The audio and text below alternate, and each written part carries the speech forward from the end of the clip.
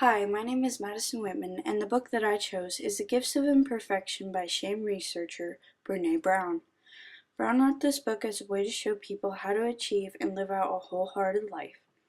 In this book, Brown splits into three main categories: how to start your journey towards the life choice of wholehearted living, the obstacles that get in your way, and the quality traits that will assist you in working through the obstacles. Each category has many different main points that help to give the book a strong foundation and purpose. Now that we've established the structure of the book, I can begin by asking the question, what is wholehearted living?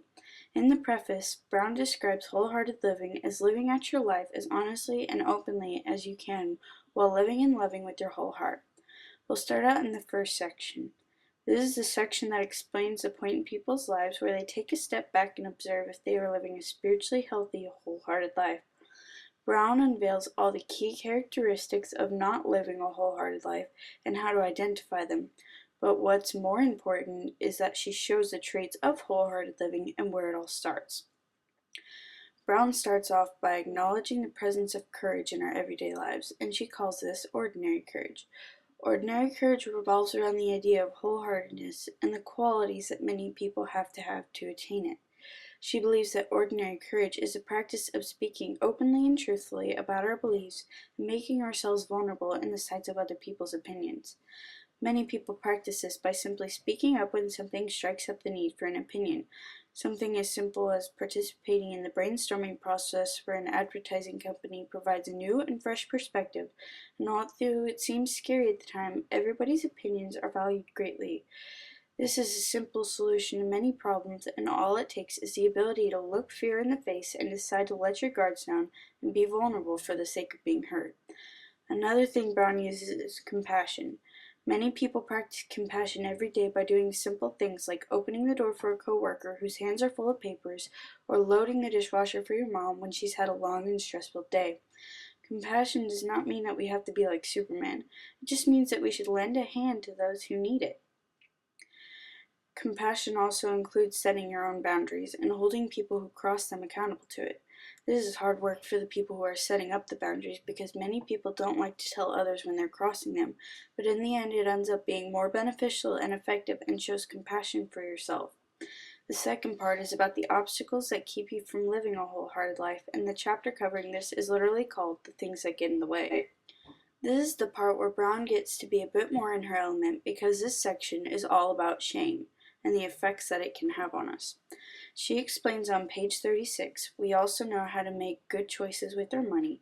We know how to take care of our emotional needs. We know all this, yet we are the most obese, medicated, addicted, and in-debt Americans ever. She then goes on to write, we don't talk about the things that get in the way of doing what we know is best for us. Americans have so many problems because they don't want to talk about things that are uncomfortable. A prime example is a couple that's been married and a spouse gets some $50,000 in debt but doesn't tell her husband because she's ashamed to admit that she has a shopping addiction. So many people have relationships like this because they're ashamed to talk about anything. This is why so many people are in debt and so many marriages end in divorce. People can't handle the stress of honesty when it comes to real life situations, and they have to face their shame and own up to what they've done. This doesn't mean give yourself a hard time and call yourself an idiot, because as we talked about in the beginning, the most important thing that we can do is love and admire ourselves. Talk to a good friend you can trust that won't make you feel bad or tell you to suck it up, but one that will help solve the shame that you're facing and will face it with you. This relieves stress and makes it easier to talk to others that you need to talk to solve your situation.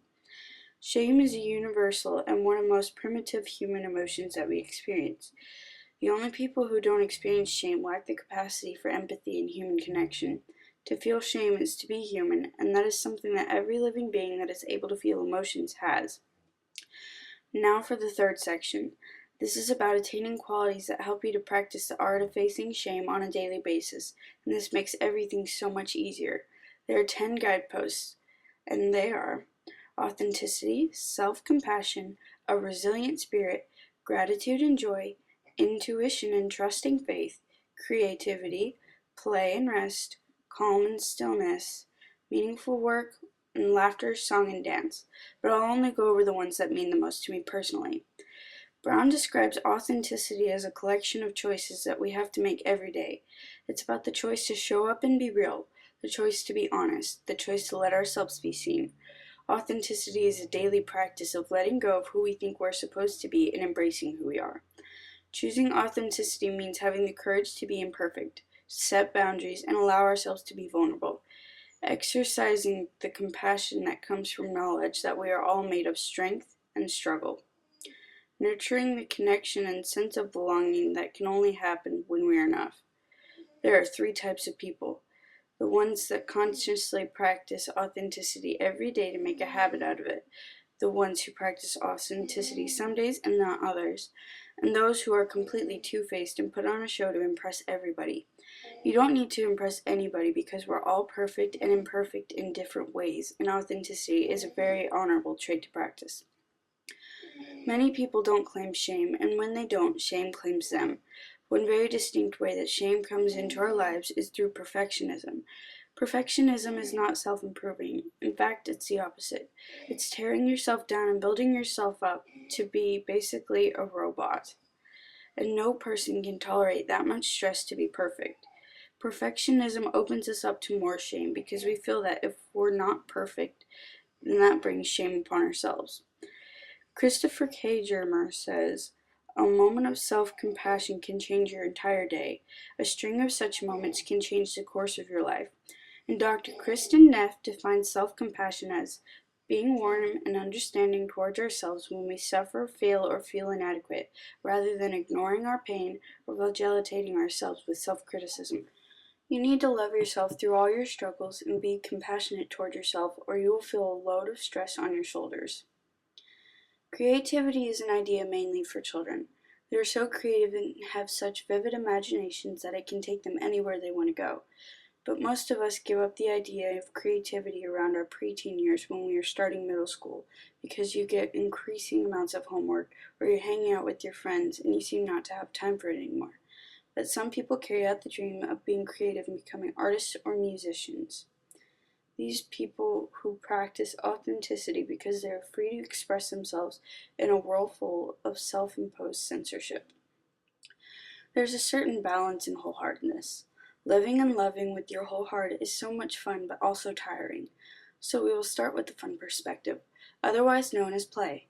Many people who live wholeheartedly and go out and enjoy themselves with their friends.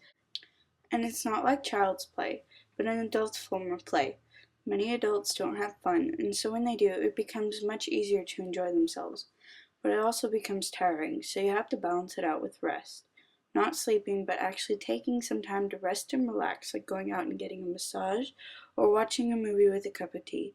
We need time to enjoy and to rejuvenate.